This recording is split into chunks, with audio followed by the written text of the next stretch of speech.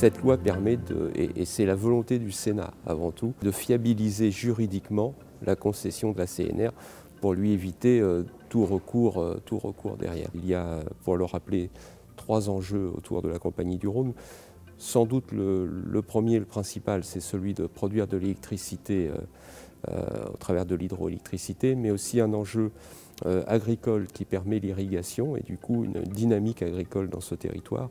Et puis un enjeu de navigation sur le Rhône. Rappelez que le Rhône prend sa source en Suisse au pied d'un glacier pour aller jusqu'à Marseille et que c'est un enjeu de territoire très fort. Dans tous les atouts qu'on peut souligner, il y a celui du montage, où il y a l'État, les collectivités, les territoires qui sont à l'intérieur du capital, avec le privé. Ce montage-là, il a fait ses preuves.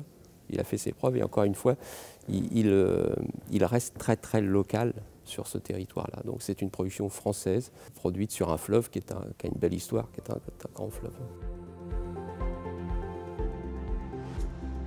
C'est une vraie histoire en France, l'hydroélectricité. C'est une production d'électricité complètement renouvelable qui ne dégage pas d'émissions, qui est stockable, ce qui est très rare dans les énergies renouvelables. Donc il y a plein de bienfaits à l'hydroélectricité.